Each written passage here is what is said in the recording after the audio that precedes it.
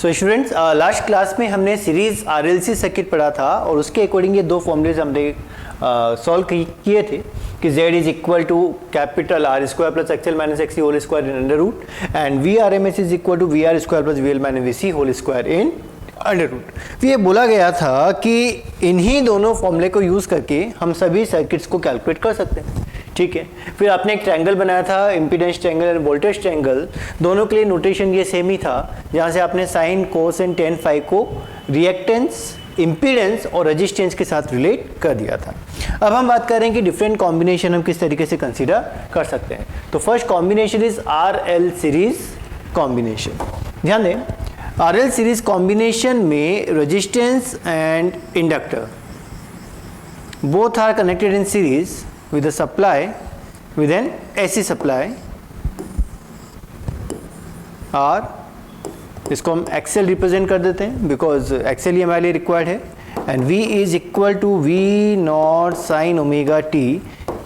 ठीक, XL यहाँ पे यूनिट रहेगा ओम और जो एलिमेंट आपने अप्लाई किया है वो है इंडक्टर। क्लियर? ठीक, फ्लो होने वाला करंट अगर पूछा गया तो सर्किट में फ्लो होने वाला करंट IRMS से आप रिप्रेजेंट करते हैं।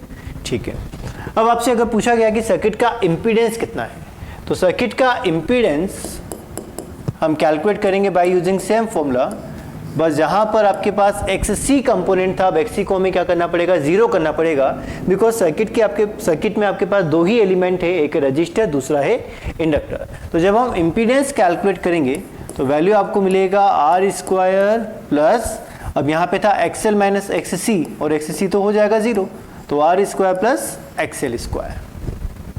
ठीक है, सेकंड देखें कि अगर हम बात कर रहे हैं कि सर्किट में फ्लो होने वाला करंट IRMS है तो रेजिस्टेंस के अक्रॉस जो पोटेंशियल ड्रॉप आपको मिलेगा उसको आप VR से रिप्रेजेंट कर सकते हैं। सिमिलरली इंडक्टर के अक्रॉस जो पोटेंशियल ड्रॉप मिलेगा उसको आप VL से रिप्रेजेंट कर सकते हैं। VR का अगर वैल्यू कैलकुलेट करना है तो ये IRMS इंटू कैपिटल R से सॉल्व किया जा सकता है। VL का अगर वैल्यू कैलकुलेट करना है तो ये IRMS मल्टीप्लाई बाई XL से सॉल्व किया जा सकता है। ठीक है, तो रजिस्टेंस में पोटेंशियल ड्रॉप कितना रहा VR, इंडक्टर के अक्रॉस पोटेंशियल ड्रॉप कितना रहा VL। तो अगर आप VRMS कैलकुलेट करना चाहते हैं so VRMS you can calculate by using the formula V capital R square plus, अब VL minus VC whole square होता है, VC यहाँ पर एब्सेंट है तो वैल्यू रहेगा VR square plus VL square in under root. Clear? कोई doubt? ठीक, फिर आपसे पूछा जाता है कि इंपीडेंस का फ्रीक्वेंसी के साथ हम ग्राफ किस तरीके से प्लॉट कर सकते हैं।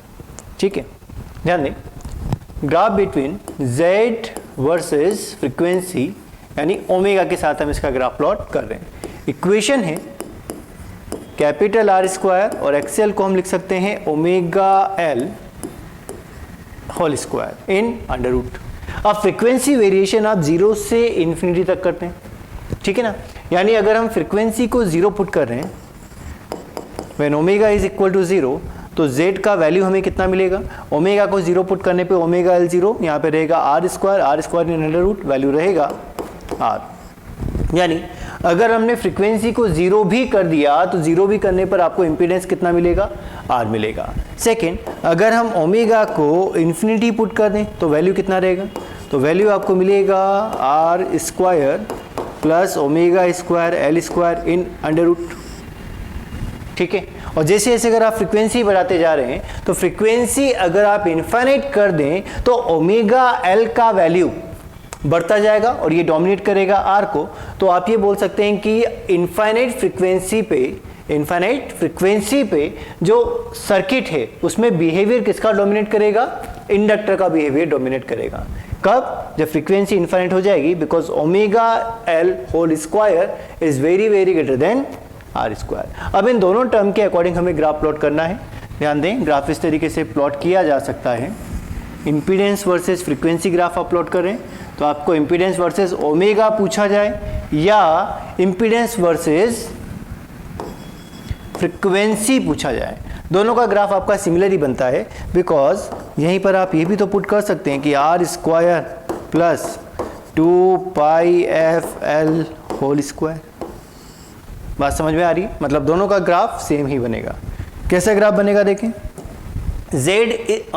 ओमेगा इज इक्वल टू 0 पर z का वैल्यू कितना है, कैपिटल R, यानी ग्राफ यहां से स्टार्ट होगा, ठीक है, और फिर ये स्क्वायर टर्म के साथ बढ़ना चाहिए। तो जैसे जैसे ये इन्फिनिटी पे पहुंचेगा ग्राफ अपनी वैल्यू को इंक्रीज करता जाएगा। इनिशियल वैल्यू क्या रहेगी, इनिशियल वैल्यू रहेगी कैपिटल R, ठीक है, इंपॉर्टेंट ग्राफ है, ध्यान रखना। नेक्स्ट, अगर आपको ये पूछा गया कि फेज एंगल किस तरीके से बनेगा या फेजर डायग्राम किस तरीके से बनेगा, फेज एंगल हम कैसे सॉल्व करें, तो फेज एंगल सॉल्व करने के लिए हम इंपीडेंस ट्रायंगल का और वोल्टेज ट्रायंगल का यूज ले सकते हैं। ध्यान से देखें कि अगर हम कंसीडर कर रहे हैं वोल्टेज ट्रायंगल, तो वोल्टेज ट्रायंगल के according this is V R, V capital R, ठीक है। अब V L minus V C available नहीं है, तो आपके पास केवल अवेलेबल है वी एल, ठीक है। और इन दोनों को अगर आप कनेक्ट करेंगे तो ये रिप्रेजेंट करेगा किसको, वी आर एम एस को, ठीक। फिर फेजर में आपने बनाया था कि जिस डायरेक्शन में वी कैपिटल आर होता है वही डायरेक्शन किसको रिप्रेजेंट करता है, करंट, यानी आई आर एम एस को भी रिप्रेजेंट करता है, ठीक। और यहां रहेगा फेज एंगल फाई। आई बात समझ। इसका मतलब फेज एंगल की अगर हम बात करते हैं तो फेज एंगल आपका 0 से 90 डिग्री के बीच में होना चाहिए, यानी सीरीज आरएल सर्किट के लिए फिक्स है कि जो फेज एंगल बनेगा वो 0 से ग्रेटर होना चाहिए और पाई बाई 2 से कम होना चाहिए। यहाँ पे 0 और पाई बाई 2 एक्सक्लूडिंग है। क्यों, समझना इस बात को, क्योंकि यहाँ पर वी आर और वी एल इन दोनों का इफेक्ट आया, इससे हमने V R M S calculate किया, ठीक है। मानो वी एल 0 हो जाए, मान लो किसी केस में वी एल 0 हो गया तो सर्किट में केवल रजिस्टर ही तो बचा, और रजिस्टर के लिए फेज एंगल कितना होता है, 0, यानी जब हम प्योर रजिस्टर यूज करते हैं तो फेज एंगल आता है 0, ठीक, इसलिए यहाँ पे 0 इंक्लूडिंग नहीं है। सेकंड केस, अगर मैं वी कैपिटल आर को 0 कर दूं तो रिमेनिंग क्या रहेगा, वी एल, और वी एल यानी सर्किट में अगर इंडक्टर ही अप्लाइड है तो फेज एंगल कितना बनना चाहिए, पाई बाई 2, ठीक। तो पाई बाई 2 भी यहाँ पे एक्सक्लूडेड है। क्यों, क्योंकि प्योर इंडक्टर के लिए फेज एंगल बनता है pi by 2, V leads I by pi by 2। Clear बात, ठीक है। तो यहाँ पे जो फेज एंगल बनेगा आरएल सर्किट के लिए वो 0 से ग्रेटर होना चाहिए, पाई बाई 2 से लेस होना चाहिए। और रिजल्ट क्या रहेगा, रिजल्ट रहेगा कि वी लीड्स आई बाय 5, यानी हमेशा V लीड करेगा। जब भी सर्किट में L कंपोनेंट डोमिनेट करेगा उस केस में वोल्टेज लीड करना चाहिए करंट से, ये फिक्स है, ठीक। बात समझ में आई, यानी हमने इक्वेशन वही यूज किया है जो बेसिक इक्वेशन आपने पढ़ा था, जो कंपोनेंट अप्लाइड है उन्हीं कंपोनेंट को आप यूज करें, डिवाइडिंग कंपोनेंट को आप अवॉइड कर दें। इंपीडेंस ट्रायंगल, वोल्टेज ट्रायंगल आप फॉर्म कर सकते हैं, इंपीडेंस का इक्वेशन बन गया, ग्राफ प्लॉट हो सकता है, ठीक है। डिफरेंट फ्रीक्वेंसी रेंज के लिए आपने ग्राफ प्लॉट कर दिया, ओके। और फेज एंगल की अगर हम बात करें तो 0 से पाई बाई 2 के बीच में होना चाहिए, यानी ये रिजल्ट हमेशा ट्रू रहेगा कि V leads I by pi by 2। Clear, because यहाँ से भी आपको दिख रहा है कि ये आरएमएस है और ये जो लाइन है ये वी आरएमएस को रिप्रेजेंट कर रहा है, और फेज एंगल कितना बना है, फाई, और एंटी क्लॉकवाइज डायरेक्शन में जो लीड करेगा, जो आगे होगा, वही आप मानते हैं कि वो लीड करता है। न्यूमेरिकल किस तरीके से सॉल्व करें, हम एक सर्किट गिवन है जहाँ पे आर का वैल्यू गिवन है 3 ओम, एक्सएल गिवन है 4 ओम, सप्लाई गिवन है 200 वोल्ट 60 हर्ट्ज, कैलकुलेट करना है इम्पीडेंस। तो फर्स्ट अगर हम इम्पीडेंस कैलकुलेट कर रहे हैं तो इम्पीडेंस के लिए आप यूज करोगे एलिमेंट के according R square plus XL square, C तो एब्सेंट है, आर के प्लेस पर 3 स्क्वायर एंड एक्सएल के प्लेस पर 4 square in under root, answer आ गया 5 ओम। सेकेंड आपसे पूछा गया आरएमएस करंट, तो आरएमएस करंट कैलकुलेट की जा सकती है by using V R M S by Z, ठीक। क्या सर्किट का आरएमएस वोल्टेज आपको गिवन है, यहाँ पे देखिए सप्लाई जो गिवन है वो लैंग्वेज फॉर्म में गिवन है कि 200 वोल्ट हमने अप्लाई किया हुआ, इक्वेशन फॉर्मेट में नहीं है। अगर इक्वेशन फॉर्मेट में होता है तो वैल्यू होती है पीक वैल्यू, लैंग्वेज फॉर्मेट में होगा तो वैल्यू होती है आरएमएस वैल्यू, यानी यहां पर आपको वी आरएमएस गिवन है 200 वोल्ट, पुट कर दें, so 200 divide by 5 is equal to 40 volt. Peak current 40 ampere, because हम करंट कैलकुलेट कर रहे हैं। और अगर आपसे क्वेश्चन में पीक करंट पूछा जाए तो वैल्यू आ जाएगा 40√2। क्लियर। थर्ड आपसे पूछा गया फेज एंगल। फेज एंगल आप सॉल्व कर सकते हैं, आर और जेड को यूज करके भी सॉल्व किया जा सकता है, एक्स और जेड को यूज करके भी सॉल्व किया जा सकता है, ठीक है, और आर और एक्स को यूज करके भी सॉल्व किया जा सकता है। यानी जो भी फॉर्मूला आपको पता है, साइन कोस टेन तीनों यूज किए जा सकते हैं, ठीक है। हम यूज कर रहे हैं 10 फॉर्मेट बिकॉज जो न्यूमेरिकल आपको गिवन है, जरूरी नहीं है कि उसमें आपसे वो इंपीडेंस कैलकुलेट करवाएं। सीधे ये पूछा जा सकता है कि सर्किट दे दिया गया, बोला कि फेज एंगल बताएं, ठीक है। तो हम 10φ यूज कर रहे हैं। 10φ का जो बेसिक फॉर्मेट है वो होता है XL minus XC by R. अब यहाँ पर एक्ससी अवेलेबल नहीं है तो ये हम 0 कर देंगे, तो यानी फॉर्मेट क्या रहा, एक्सएल बाई आर यूज करें। So 10φ XL is 4, R is 3, तो phi is equal to 10 inverse 4/3 और वैल्यू आपको मिलेगा 53 डिग्री, ठीक है। तो रिजल्ट आपका रहेगा V leads I by 53 degree. V यहाँ पे लीड करेगा बिकॉज L कंपोनेंट है, तो V leads I by 53 degree.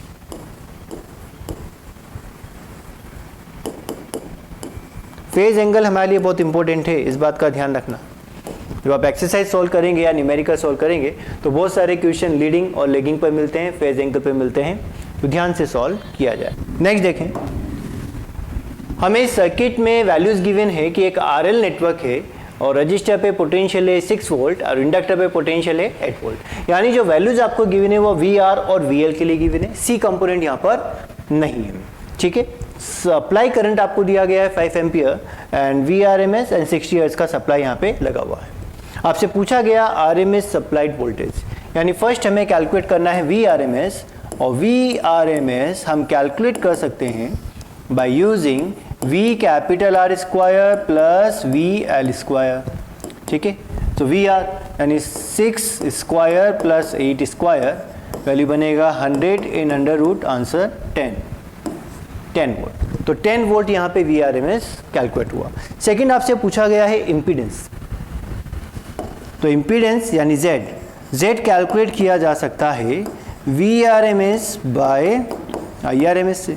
तो VRMS तो हमने कैलकुलेट कर लिया, वैल्यू है 10। IRMS कितना है, IRMS वैल्यू आपको गिवन है 5, सर्किट में फ्लो होने वाला करंट, यानी ये जो वैल्यू है ये रिप्रेजेंट कर रहा है किसको, IRMS को। So value is 5, impedance 2 ohm. Third आपसे पूछा गया फेज एंगल, तो फेज एंगल हम कैलकुलेट कर सकते हैं, ध्यान से समझना, VL minus VC by VR, ठीक है। और VL टर्म कितना है, VC टर्म कितना है, VC टर्म है आपके पास 0, तो बचा है आपके पास VL by VR। VL by VR अगर आप पुट करें, सो VL है 8, VR है 6, यानी आंसर 4/3। तो फेज एंगल कितना रहा, फेज एंगल इज 53 डिग्री। अभी भी रिजल्ट क्या है कि V leads I by 53 degree. Clear. तो क्वेश्चन फॉर्मेट सेम, फॉर्मूला हम सिमिलर फॉर्मूला ही यूज करेंगे, जो Z is equal to capital R square plus XL minus XC whole square under root and VRMS is equal to V capital R square plus VL minus VC whole square in under root. Next combination is RC series combination, यानी हमने register और capacitor को series में connect कर दिया with an AC supply, V is equal to V0 sine omega t।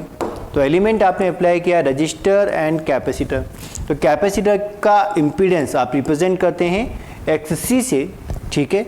अगर circuit में flow होने वाला करंट IRMS है तो रजिस्टर के अक्रॉस पोटेंशियल आप कंसिडर करेंगे V कैपिटल R, जिसका वैल्यू सॉल्व किया जा सकता है IRMS multiply by capital R से, और कैपेसिटर के अक्रॉस जो पोटेंशियल ड्रॉप रहेगा उसको आप रिप्रेजेंट करेंगे VC से, जिसका वैल्यू कैलकुलेट किया जा सकता है IRMS मल्टीप्लाई बाय XC, ठीक। अब आपसे पूछा गया सर्किट का इम्पीडेंस कितना है, तो इम्पीडेंस कैलकुलेट करने के लिए basic pattern, Z is equal to R square, अब फॉर्मेट में आता है XL minus XC whole square, तो XL तो है नहीं, तो माइनस एक्स सी का स्क्वायर तो वो प्लस में ही बनेगा, तो plus X C square. Second, अगर आपसे पूछा गया आरएमएस वोल्टेज क्या है, तो RMS voltage V RMS, again same value कि V capital R square, V L को आपने जीरो पुट कर दिया और result V R square plus V C square in under root. Next हमें फॉर्म करना है कि इम्पीडेंस का फ्रीक्वेंसी के साथ किस तरीके से वेरिएशन आता है। तो Z वर्सेस ओमेगा या फ्रीक्वेंसी के साथ ग्राफ। तो Z का रिलेशन आपके पास आया है capital R square plus X C square, ठीक है। अब एक्स सी की प्लेस पर आप पुट कर सकते हैं 1 बाई ओमेगा सी, तो वैल्यू बनेगा 1 by omega C whole square, ठीक। अब डिफरेंट वैल्यूज आप पुट करके देख रहे हैं, केट ओमेगा इज इक्वल टू 0। अगर हम ओमेगा को 0 करें तो Z का कितना वैल्यू मिलेगा। देखो जैसे आप ओमेगा को 0 पुट करेंगे तो यहाँ मिलेगा 1/0, 1/0 रिप्रेजेंट करता है इन्फिनिटी को, तो जो टर्म है वो क्या आ गया, टर्म आ गया इन्फिनिटी, ठीक। Second, at omega is equal to infinity, यानी फ्रीक्वेंसी आपने बढ़ा के इन्फिनिट कर दिया तो 1/∞ 0 को रिप्रेजेंट करेगा और R square plus 0 R square को रिप्रेजेंट करेगा और आर स्क्वायर का अंडर रूट आर ही रहेगा। इसका मतलब फ्रीक्वेंसी बढ़ने के साथ साथ इम्पीडेंस कम होता जाता है। फ्रीक्वेंसी एफ या ओमेगा और ग्राफ अपलोड करें किसका, इम्पीडेंस का। क्या वेरिएशन आना चाहिए, देखें जब फ्रीक्वेंसी 0 है, जब फ्रीक्वेंसी क्या है 0 है तो Z का वैल्यू कितना है, इनफाइनाइट, और जब फ्रीक्वेंसी इनफाइनाइट है Z का वैल्यू कितना है R, यानी कांस्टेंट हो गया। तो ग्राफ कुछ इस तरीके से बनना चाहिए कि when omega is 0 impedance is infinite and as frequency increases Z becomes constant having value capital R, ठीक है। ये इम्पीडेंस वर्सेस फ्रीक्वेंसी ग्राफ रहा है कौन से सर्किट के लिए, RC सीरीज सर्किट के लिए। नाउ नेक्स्ट, अगर हम फेज एंगल बनाना चाहते हैं कि फेज एंगल किस तरीके से बन रहा है, तो यहां हम रिप्रेजेंट करेंगे कि this is VR, this is VC, ठीक है। तो इन दोनों का जो रिजल्टेंट है वो यहां पे कहीं बना है, जिसको आपने रिप्रेजेंट किया है VRMS से, ठीक है। करंट की अगर हम बात करें, फ्लो होने वाला करंट, सो वो इन direction of V capital R होगा, तो यहाँ रिप्रेजेंट होगा IRMS, और VRMS और IRMS के बीच का जो एंगल है वो फेज एंगल है फाई, क्लियर। दोनों में से एंटी क्लॉकवाइज डायरेक्शन में कौन आगे है, IRMS। तो हमारा रिजल्ट क्या रहेगा कि जब भी सर्किट के अंदर C कंपोनेंट आता है यानी कैपेसिटर आ रहा है तो करंट लीड करना चाहिए वोल्टेज से बाय एन एंगल फाई। अब फाई का जो वैल्यू वो कहाँ से कहाँ तक वेरी करेगा, इस बात को भी समझे कि अगर सर्किट में VC कंपोनेंट नहीं होता, केवल VR होता, तो VR और IR दोनों सेम फेज में 0 डिग्री, ठीक है। अब सर्किट में VR नहीं है, VC है, तो IRMS तो है प्लस I में, VC है आपका माइनस J में, तो फेज एंगल यहाँ पे बनेगा, अगर फाई के मॉड की बात करता हूँ तो वैल्यू बनेगा π/2, ठीक, ठीक है। लेकिन अगर दोनों कंपोनेंट अवेलेबल है तो फिर इन दोनों का जो रिजल्टेंट है वो VRMS है, और जो आपको करंट का एंगल देखना है वो VRMS के साथ देखना है, तो करंट का एंगल VRMS के साथ कितना बनेगा, फाई बनेगा। यानी यहाँ जो फाई है उसका वैल्यू -π/2 से लेकर, माइनस हम इसलिए लिख रहे हैं, ध्यान से समझना, बिकॉज हम वोल्टेज की टर्म में बात करते हैं कि जो फेज डिफरेंस है वो phase of voltage minus phase of current होता है।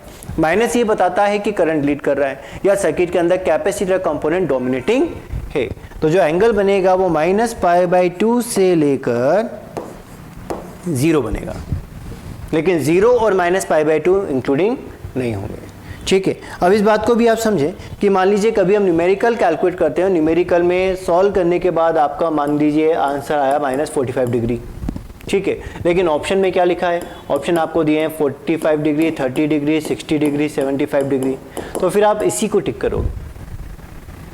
बात समझ में आ रही है, ठीक है, क्योंकि हो सकता है कि वो मोड को रिप्रेजेंट कर रहा हूँ, जबकि एक्चुअल में अगर आप बात करें तो फेज एंगल जो हम कैलकुलेट करते हैं वो phase of voltage minus phase of current से किया जाता है, मतलब हम वोल्टेज की फेज को ग्रेटर मानते हुए क्वेश्चन को सॉल्व करते हैं। तो अगर ऑप्शन में आपको -45 दिया है तो वो करेक्ट है, -45 अगर नहीं भी दिया, ऑप्शन दिए हैं सारे अगर पॉजिटिव में, तो ये वो एंगल की वैल्यू को आपसे पूछ रहा है और उस केस में आप +45 डिग्री को भी करेक्ट आंसर कंसिडर करेंगे। ठीक है, ध्यान रहेगा। तो फेज एंगल नेगेटिव केवल ये रिप्रेजेंट करता है कि I लीड्स V, यानी यहाँ पर हमेशा क्या रहेगा result I leads V by 5। तो क्या I की टर्म में बोल रहे हैं तो 5 से लीड करेगा और V lags I by 5। V की टर्म में बोल रहे हैं तो वो लेग कर रहा है, कितना एंगल 5। ठीक है, लेकिन अगर हम एक्चुअल टर्म में बात करें तो जो एंगल बनेगा वो -π/2 से 0 पे आना चाहिए, बिकॉज VR आता है आपका +x एक्सिस पर और VC आप रिप्रेजेंट करते हैं -j एक्सिस पर। ठीक है, नेक्स्ट न्यूमेरिकल। हमें रेजिस्टेंस वैल्यू गिवन है 15 ओम, XC वैल्यू गिवन है 20 ओम, सप्लाई गिवन है 100 sin 100t। कैलकुलेट करना impedance, RMS current and phase angle. तो फर्स्ट टाइम कैलकुलेट करें इम्पीडेंस। इम्पीडेंस सॉल्व किया जा सकता है capital R square plus XC square से। R हमें गिवन है 15 स्क्वायर प्लस XC 20 स्क्वायर, तो 225 प्लस 400 625 इन अंडर रूट, तो वैल्यू आ गया 25 ओम। Impedance solve.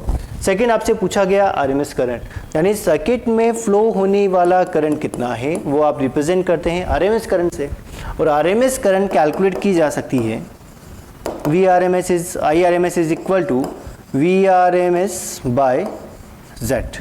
अब VRMS कितना है, सप्लाई आपको गिवन है 100 sin 100t, तो यहाँ जो ये वैल्यू है ये पीक वोल्टेज को रिप्रेजेंट कर रहा है और हमें कैलकुलेट क्या करना है RMS। तो RMS वोल्टेज कैलकुलेट किया जा सकता है पीक वैल्यू डिवाइड बाय √2 से।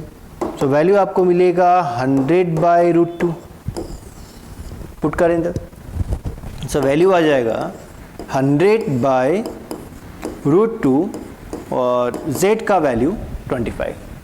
ठीक, तो रिजल्ट क्या रहा 4/√2 और we can write 2√2। Current solve करें तो वैल्यू एम्पियर में। क्लियर। थर्ड क्या पूछा गया, थर्ड पॉइंट आपसे पूछा गया फेज एंगल। तो फेज एंगल हम कैलकुलेट करें tan phi, तो tan phi is equal to -XC/R। Minus क्या रिप्रेजेंट करेगा कि वोल्टेज लेग कर रहा है करंट को। ओके, तो वैल्यू -20/15, सो -4/3। -4/3 रिप्रेजेंट कर रहा है -53 डिग्री को। कोई डाउट? क्लियर? क्या रहेगा result? I leads V by कितना एंगल 53 डिग्री। जब आप लीडिंग और लेगिंग लिखते हैं तो नेगेटिव वहां पर आप पुट नहीं करोगे, वहां पे सिंपल एंगल ही लिखा जाएगा। ठीक है, तो क्वेश्चन सॉल्व करने का पैटर्न अभी बिल्कुल सेम है, बस जो कंपोनेंट आ रहा है वही कंपोनेंट आप इक्वेशन में लिखें, सभी सॉल्व हो जाएगा। नेक्स्ट आपको दिया है कि रजिस्टर एंड कैपेसिटर सीरीज में कनेक्टेड है। रजिस्टर पे जो पोटेंशियल है उसका वैल्यू 5 वोल्ट एंड कैपेसिटर पे जो पोटेंशियल है उसका वैल्यू 12 वोल्ट, यानी ये आपको गिवन है V capital R and VC। Circuit में फ्लो होने वाला करंट 1 एम्पियर गिवन है, यानी 1 एम्पियर किसको रिप्रेजेंट करेगा, IRMS को रिप्रेजेंट करेगा। VRMS 50 हर्ट्ज आपको दिया गया। फर्स्ट आपसे पूछा गया कि RMS वोल्टेज कैलकुलेट करें। So first RMS voltage is equal to V capital R square plus VC square, तो वैल्यू रहा 5 स्क्वायर प्लस 12 स्क्वायर, तो 25 plus 144 169 13 volt. So RMS voltage calculate हुआ 13 वोल्ट। सेकंड आपसे पूछा गया इम्पीडेंस, तो VRMS आपके पास है, IRMS आपके पास है, कैलकुलेट करना है इम्पीडेंस। सो इम्पीडेंस सॉल्व किया जा सकता है Z is equal to VRMS by IRMS। So VRMS is 13 and IRMS is 1 and impedance is 13 ohm. Clear? Next, phase angle. तो phase angle हम कैलकुलेट कर सकते हैं, phi is equal to tan inverse। क्या इस तरीके से लिखा जा सकता है? ओके हमें 10 को वैसे भी उधर लेके जाना है। या अगर आप बेसिक इक्वेशन से लिखना चाहें तो बेसिक इक्वेशन से आप लिख सकते हैं 10 phi is equal to minus V C by V R, यानी माइनस 12/5। तो फाई कितना रहा, फाई का वैल्यू आ गया 10 इनवर्स, जब माइनस आप बाहर कॉमन ले लें और 10 इनवर्स 12/5 क्या रहेगा result, I leads V by कितना एंगल 10 इनवर्स 12/5। आई बात समझ, ठीक है। तो पहले फर्स्ट कॉम्बिनेशन आपने पढ़ा RL series combination, second combination आपने पढ़ा आरसी सीरीज कॉम्बिनेशन।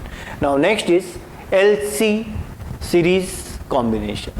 अब एलसी सीरीज कॉम्बिनेशन क्या है कि आपने इंडक्टर अप्लाई किया है और एक कैपेसिटर आपने अप्लाई कर दिया in series with the supply V naught sine omega T.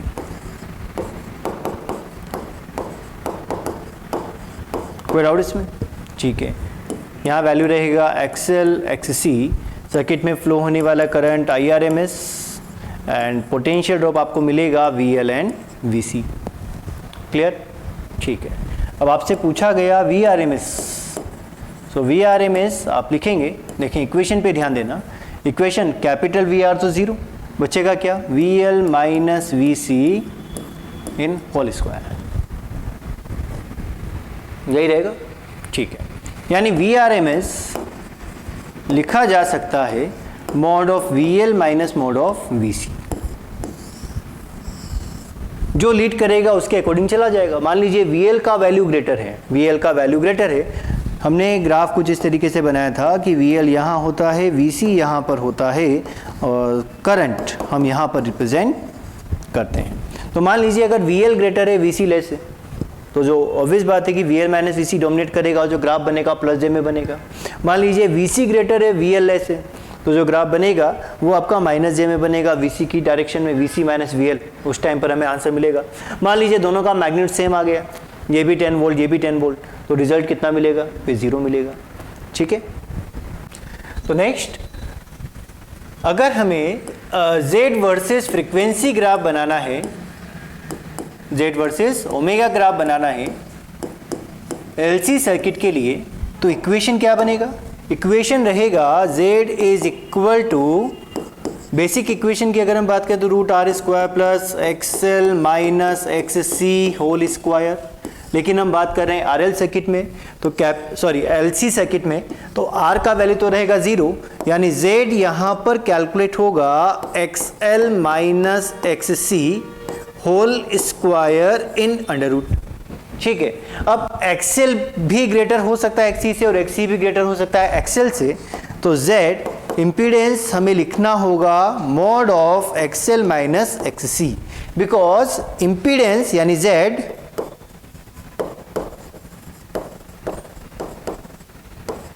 Can not be negative, impedance यानी नेगेटिव नहीं हो सकता, ठीक है। तो एक्सएल माइनस एक्सी का मॉड, अगर एक्सएल ग्रेटर होगा तो एक्सएल माइनस एक्सी परफॉर्म कर देंगे, एक्सी ग्रेटर होगा तो एक्सी माइनस एक्सएल परफॉर्म कर देंगे। हमने ग्राफ देखा था कि अगर आप एक्सएल और एक्ससी का ग्राफ बनाते हैं तो एक्सएल रिप्रेजेंट करता है ओमेगा एल, ठीक है ना, और एक्ससी रिप्रेजेंट करता है 1/ओमेगा सी, और दोनों के इंडिविजुअल ग्राफ आपने बनाए हैं। इंडिविजुअल ग्राफ हमने बनाए जब हम प्योर एल और प्योर सी पढ़ रहे थे, तो एक्सएल का ग्राफ कुछ इस तरीके से बना था और एक्ससी का ग्राफ कुछ इस तरीके से बना था, ठीक है ना। तो ये 1/ओमेगा सी का ग्राफ आ गया विद फ्रीक्वेंसी, एंड यहां पर हम लिख देते हैं रिएक्टेंस यानी एक्स, ठीक बात। तो हमें एक पॉइंट पता चल रहा है कि इस पर्टिकुलर फ्रीक्वेंसी पर आकर, इस पर्टिकुलर फ्रीक्वेंसी पर आकर, जिसको मैं नाम दिया अभी ओमेगा डैश, ठीक है ना, दोनों का वैल्यू इक्वल हो गया, लेकिन 0 से लेकर ओमेगा डैश तक किसका वैल्यू ज्यादा है, एक्स सी का वैल्यू ज्यादा है, ठीक है। और ओमेगा डैश से लेकर इन्फिनिटी तक अब किसका वैल्यू ज्यादा है, ओमेगा एल का वैल्यू ज्यादा है, ठीक बात समझ में आ रही है? दोनों के इंडिविजुअल ग्राफ हमने देखे हैं, ठीक है। अब हम ग्राफ बनाना चाहते हैं कि एक्सएल माइनस एक्सी का ग्राफ किस तरीके से बनेगा। तो z is equal to mod XL के प्लेस पर ओमेगा एल माइनस 1/ωc। अब डिफरेंट वैल्यूज पे देखा जाए तो अगर हम फ्रीक्वेंसी को रखें 0 ओमेगा 0 तो यहाँ ये 0 मिलेगा, ये मिलेगा माइनस 1/0। 1/0 रिप्रेजेंट करता है इन्फिनिटी को, तो वैल्यू मिलेगा माइनस इन्फिनिट, लेकिन मॉड लगा हुआ है। एक्चुअल में सॉल्व करने पर क्या मिलेगा? माइनस इन्फिनिट, लेकिन मॉड लगा है और इम्पीडेंस नेगेटिव नहीं हो सकता, तो इम्पीडेंस हमें कितना मिलेगा? इन्फिनिटी मिलेगा, यानी z का वैल्यू इन्फिनिटी आ गया। अगर ओमेगा को हम इन्फिनिटी पुट कर दें तो क्या होगा? देखो ये इन्फिनिटी मिलेगा और 1/∞ 0 हो जाएगा, तो अगेन आपको इन्फिनिटी मिला, यानी z का वैल्यू फिर इन्फिनिटी आ गया। ठीक बात। फिर हमने एक फ्रीक्वेंसी देखी थी अभी कि जिस फ्रीक्वेंसी पर एक्सएल और एक्सी दोनों का वैल्यू क्या हो जाता है? इक्वल। और इस फ्रीक्वेंसी को ओमेगा डैश से हमने अभी रिप्रेजेंट किया, इसको आप डिटेल में अभी पढ़ेंगे भी सही। इस फ्रीक्वेंसी को आप रेजोनेटिंग फ्रीक्वेंसी बोलते हैं, क्यों बोलते हैं, वो सब चीज़ें अभी हम पढ़ेंगे। लेकिन इस पर्टिकुलर फ्रीक्वेंसी को अभी नाम दिया गया है ओमेगा डैश, और इस ओमेगा डैश पर एक्सएल और एक्सी दोनों का वैल्यू क्या है? इक्वल है। तो इम्पीडेंस कितना मिलेगा? इम्पीडेंस यानी z का वैल्यू रहेगा 0। z कितना रहेगा? 0। Omega is equal to omega dash पर z आपको मिलेगा 0, बिकॉज एक्सएल और एक्ससी दोनों का वैल्यू आ जाएगा इक्वल। और इन कंडीशन के अकॉर्डिंग हमें ग्राफ प्लॉट करना है, z versus frequency graph, z versus omega graph for LC circuit. तो ग्राफ किस तरीके का बनेगा? देखो, जब फ्रीक्वेंसी 0 है, जब ओमेगा 0 है, तो z का वैल्यू इन्फिनिटी, ठीक है। किसी पर्टिकुलर फ्रीक्वेंसी पर आके z 0 और वापस इन्फिनिटी, जैसे जैसे ओमेगा बढ़ता जाएगा इम्पीडेंस भी बढ़ता जाएगा। तो ग्राफ कुछ इस तरीके से फॉर्म होना चाहिए। ये बात समझ में आई कि इस पर्टिकुलर फ्रीक्वेंसी पर एक्सएल और एक्सी दोनों इक्वल, तो z आपको कितना मिलेगा? 0। इस पर्टिकुलर फ्रीक्वेंसी से पहले किसका वैल्यू ज़्यादा है? XC का वैल्यू ज़्यादा। इस पर्टिकुलर फ्रीक्वेंसी से पहले हम ये बोल सकते हैं कि यहाँ पर XC का वैल्यू XL से ग्रेटर है, ठीक। और इस पर्टिकुलर फ्रीक्वेंसी के बाद XL का वैल्यू XC से ग्रेटर है। तो ग्राफ इस तरीके से बनेगा, ठीक है। समझ में आया? देखें नेक्स्ट हम फेजर डायग्राम कंसीडर करें। मान लीजिए VL का वैल्यू ग्रेटर है VC से, ठीक है। तो जो नेट बनेगा वो आपको VL माइनस VC बनेगा, यानी VL minus VC plus J में IRMS प्लस I में, और दोनों के बीच में जो एंगल बनेगा वो π/2।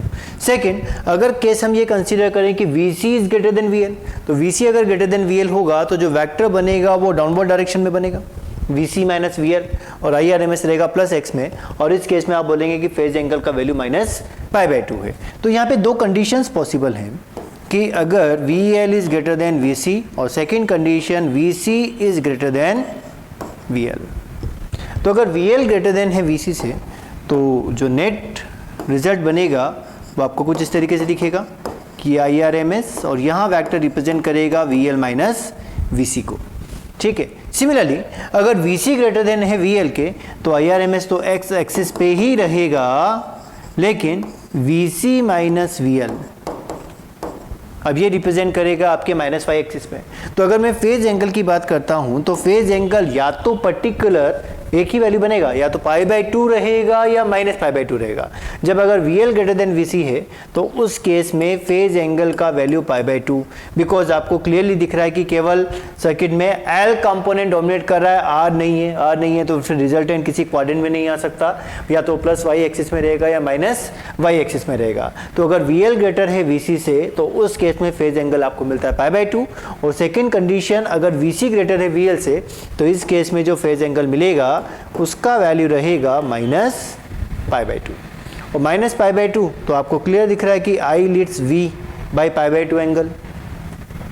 और फर्स्ट केस में आप क्लियरली देख सकते हैं कि एंटी क्लॉकवाइज डायरेक्शन में कौन आगे है? वोल्टेज आगे, तो वोल्टेज लीड करंट बाय π/2। तो कंडीशन पे डिपेंड करता है, जो डोमिनेट करेगा उसके अकॉर्डिंग रिजल्टेंट हमें। Next point, impedance versus frequency graph for series LCR circuit. अब सीरीज LCR सर्किट के लिए अगर हम बात करते हैं, तो इम्पीडेंस इक्वेशन आपके पास आया था capital R square plus XL minus XC whole square, ठीक है। अब इन टर्म्स ऑफ फ्रीक्वेंसी हमें रिप्रेजेंट करना है, तो R square plus omega L minus 1 by omega C whole square in under root, ठीक। अब हमने फ्रीक्वेंसी पुट किया at omega is equal to 0। अब ओमेगा 0 है, तो ओमेगा 0 होने से आर पे तो कोई इफेक्ट नहीं आएगा, बिकॉज आर फ्रीक्वेंसी कंपोनेंट पे डिपेंड नहीं करता है, लेकिन ये ओमेगा एल ये 0 हो जाएगा, ठीक है। और 1/0 ये इन्फिनिटी हो जाएगा, और नेगेटिव इन्फिनिटी का स्क्वायर पॉजिटिव इन्फिनिटी, मतलब when omega is equal to 0 impedance is equal to infinite, ठीक है। Second case at omega is equal to infinity, अगर हम ओमेगा को इन्फिनिट पुट कर दें तो क्या होगा, यहाँ पर आर ही रहेगा, अब ये टर्म इन्फिनिट हो जाएगी और ये टर्म रहेगी 0, तो इन्फिनिटी का स्क्वायर, तो अगेन आंसर क्या आया, इन्फिनिटी आया। यानी बीच में कोई फ्रीक्वेंसी आएगी, बिकॉज अगेन हम एक्सएल और एक्सी से ही तो देख रहे हैं, तो एक्सएल का वैल्यू बढ़ता है और एक्सी का वैल्यू कम होता है, मतलब बीच में कोई एक ऐसी वैल्यू मिलेगी आपको जहां पर एक्सएल और एक्सी दोनों का वैल्यू क्या होगा, इक्वल होगा, और उस पर्टिकुलर फ्रीक्वेंसी को बोला जाता है रेजोनेटिंग फ्रीक्वेंसी, जिसको आप ओमेगा आर से रिप्रेजेंट करते हैं। ओमेगा आर को हम क्या बोलते हैं, रेजोनेटिंग फ्रीक्वेंसी या frequency of resonance, resonating frequency और फ्रीक्वेंसी ऑफ रेजोनेंस क्या टर्म है वो भी आप समझेंगे, ठीक है। तो फ्रीक्वेंसी ऑफ रेजोनेंस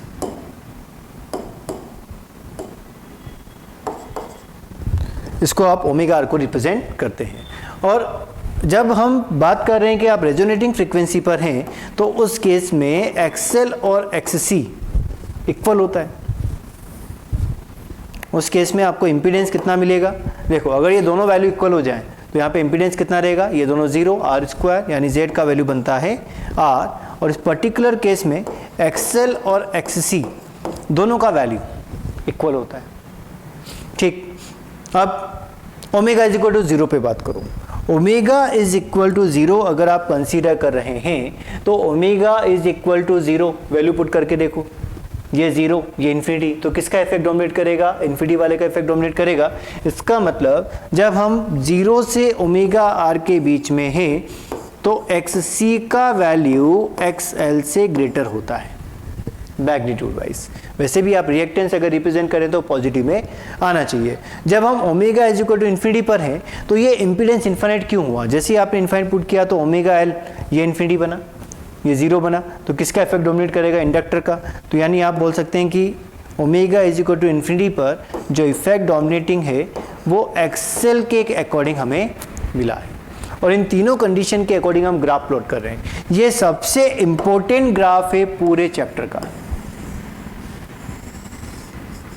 बहुत सारे क्वेश्चंस यहाँ से ग्राफ से ही आप सॉल्व कर लेते हैं।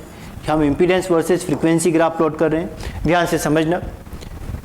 Omega 0 impedance infinite, omega is equal to omega कोई फ्रीक्वेंसी हमने मान लिया, जैसे हमने पहले ओमेगा 1 माना था, ओमेगा डैश माना था, उसी तरीके से आपने ओमेगा आर इसको कंसीडर कर लिया, और ओमेगा आर रिप्रेजेंट करता है रेजोनेटिंग फ्रीक्वेंसी। वो क्या होता है अभी समझ में आएगा।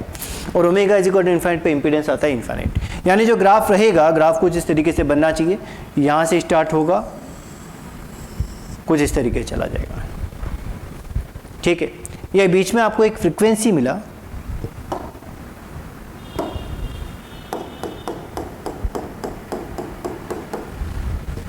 क्या फ्रीक्वेंसी है, ओमेगा आर। ओमेगा आर को आपने क्या बोला, रेजोनेटिंग फ्रीक्वेंसी, और रेजोनेटिंग फ्रीक्वेंसी पर एक्सएल और एक्ससी दोनों का वैल्यू क्या है, दोनों का वैल्यू है इक्वल। और एक्सएल और एक्ससी अगर इक्वल हो गया तो सर्किट का जो इम्पीडेंस मिला है वो मिनिमम वैल्यू है।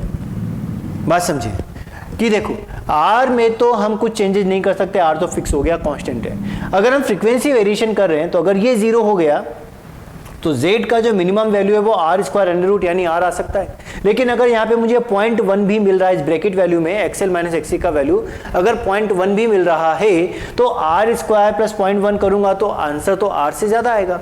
इसका मतलब यहाँ जो इम्पीडेंस ये z मिल रहा है, z is equal to R, यह सर्किट का मिनिमम इम्पीडेंस है। और मिनिमम इम्पीडेंस आपको कब मिलता है, रेजोनेटिंग फ्रीक्वेंसी पे मिलता है। तो अगर आप यहाँ पे ग्राफ को कनेक्ट करें तो आपको वैल्यू दिख जाएगा कि ये जो वैल्यू है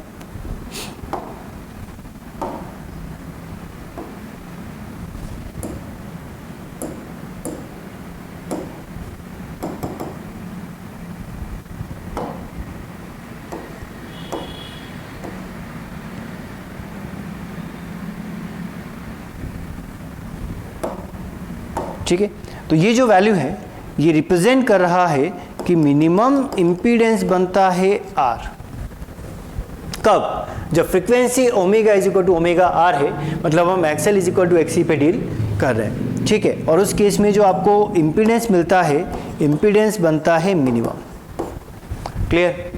अब एक बात बताएं कि जब हम 0 से ओमेगा आर के बीच में हैं, फ्रीक्वेंसी कहाँ पर है, हम 0 से ओमेगा आर के बीच में, कौन डोमिनेट कर रहा है, एक्सी डोमिनेट कर रहा है। यानी इस केस में आप बोल सकते हैं कि 0 से ओमेगा आर वाले रीजन में एक्ससी का वैल्यू एक्सएल से ग्रेटर है। तो सर्किट का नेचर कैसा है, कौन ग्रेटर है, एक्ससी ग्रेटर है। तो आप बोल सकते हैं कि इस पर्टिकुलर रीजन में यानी 0 से ओमेगा आर के रीजन में सर्किट का नेचर कैपेसिटिव है।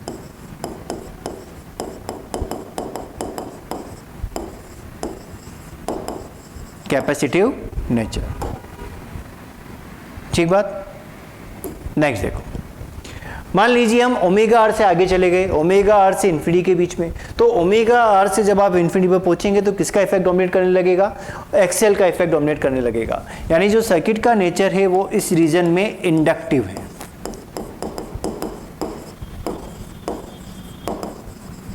इंडक्टिव नेचर क्यों आ गया, because XL is greater than एक्ससी। ये जो रीजन है आपका ओमेगा आर से इन्फिनिटी वाला, इस रीजन में सर्किट का नेचर इंडक्टिव रहेगा because XL is greater than एक्ससी। अगर मैं बात करता हूँ रेजोनेटिंग फ्रीक्वेंसी पे, तो रेजोनेटिंग फ्रीक्वेंसी पर एक्सएल और एक्ससी दोनों क्या आ गए, इक्वल। और इंपीडेंस क्या मिला है, इंपीडेंस मिला है आपको आर, इंपीडेंस मिला है आर। आर का मतलब सर्किट का नेचर यहाँ पे क्या रहेगा, रजिस्टिव। किसी पर्टिकुलर फ्रीक्वेंसी पर, जिस पर्टिकुलर फ्रीक्वेंसी पर सर्किट का नेचर रजिस्टिव हो जाएगा, उस पर्टिकुलर फ्रीक्वेंसी को बोला जाता है रेजोनेटिंग फ्रीक्वेंसी। और रेजोनेटिंग फ्रीक्वेंसी पे सर्किट का इंपीडेंस मिनिमम होता है, और इंपीडेंस अगर मिनिमम होगा तो सर्किट में फ्लो होने वाला करंट मैक्सिमम होगा। इंपीडेंस मिनिमम तो करंट क्या रहेगा, मैक्सिमम रहेगा। क्या बात समझ में आई? ठीक है। यानी 0 से ओमेगा आर तक सर्किट का नेचर कैपेसिटिव, ओमेगा आर पर सर्किट का नेचर रजिस्टिव, ओमेगा आर से इन्फिनिटी पे सर्किट का नेचर इंडक्टिव। ये जो ब्लू में आपने ग्राफ बनाया ये इंपीडेंस वर्सेस फ्रीक्वेंसी ग्राफ है। अब बात करो फेज एंगल की। किसकी बात करें, फेज एंगल की। ध्यान से समझना, अगर सर्किट का नेचर कैपेसिटिव है यानी कैपेसिटर डोमिनेट करेगा, तो जो फेज एंगल बनेगा वो कहां से कहां तक बनना चाहिए, वो 0 से -π/2 बनना चाहिए। क्योंकि अगर कैपेसिटर डोमिनेट कर रहा है, सर्किट के अंदर रजिस्टर भी है, कैपेसिटर भी, इंडक्टर भी है, लेकिन कैपेसिटर का इफेक्ट डोमिनेट कर रहा है, तो फिर इंपीडेंस आप कैसे लिखोगे, capital R square plus XC minus XL whole square से। मतलब R कम VR भी आएगा और VC माइनस VL भी आएगा, ठीक है ना। तो इस केस में जो आपको फेज एंगल बनेगा, फेज एंगल रहेगा आपका 0 से लेकर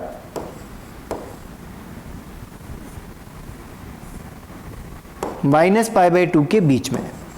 तो 0 से लेकर -π/2 के बीच में, मतलब -π/2 से स्टार्ट होगा, 0 तक आ जाएगा।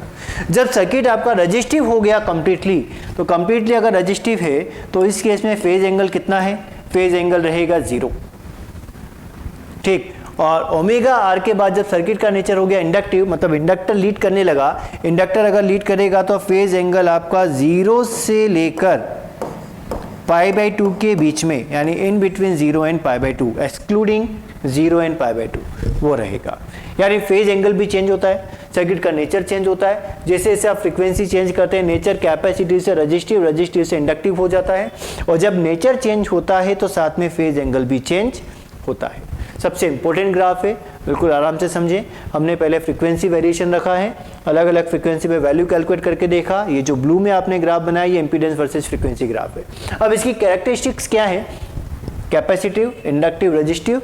फेज एंगल आप यहाँ पे बता सकते हैं। मिनिमम वैल्यू ओमेगा आर पे मिलता है रेजिस्टेंस के इक्वल आएगा, और अगर रेजिस्टेंस मतलब इम्पीडेंस आपका रेजिस्टेंस के इक्वल है यानी मिनिमम वैल्यू है, तो करंट सर्किट के अंदर मैक्सिमम रहता है, और इसी कंडीशन को हम क्या बोलते हैं, रेजोनेंस कंडीशन बोलते हैं। यानी नेक्स्ट टाइम हमारे पास आता है कंडीशन ऑफ रेजोनेंस या रेजोनेंस कंडीशन। डेफिनेशन क्या है, condition at which current in series LCR circuit is maximum. यानी कंडीशन, जिस कंडीशन पे सर्किट में फ्लो होने वाला करंट मैक्सिमम रहेगा उस कंडीशन को हम क्या बोलते हैं, रेजोनेंस कंडीशन बोलते हैं, known as resonance condition. Point समझे। फर्स्ट पॉइंट, हम बात कर रहे हैं Z की, तो Z आपको कितना मिलेगा। अच्छा ये बताओ कि इंपीडेंस मिनिमम कब आ रहा है, इंपीडेंस मिनिमम कब आ रहा है, इंपीडेंस मिनिमम आ रहा है ओमेगा आर पर, और ओमेगा आर पे कंडीशन क्या बनी है कि एक्सएल और एक्सी दोनों क्या आ गए, इक्वल।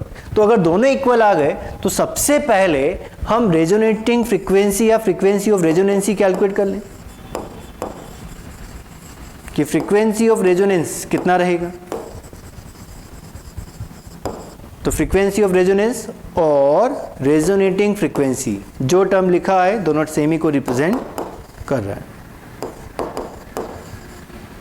तो रेजोनेटिंग फ्रीक्वेंसी को आप रिप्रेजेंट करते हैं ओमेगा आर से। कब मिलेगा, जब आप एक्सएल को एक्ससी के इक्वल कर देंगे। एक्सएल क्या है, ओमेगा एल, एक्ससी क्या है, ये 1/ओमेगा सी।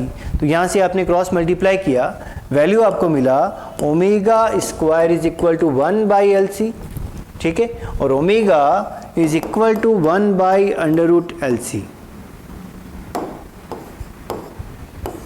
ये फ्रीक्वेंसी रिप्रेजेंट करता है रेजोनेटिंग फ्रीक्वेंसी को, और ओमेगा आपने लिखा है तो यूनिट क्या बनना चाहिए, यूनिट बनना चाहिए इसका रेडियन पर सेकेंड।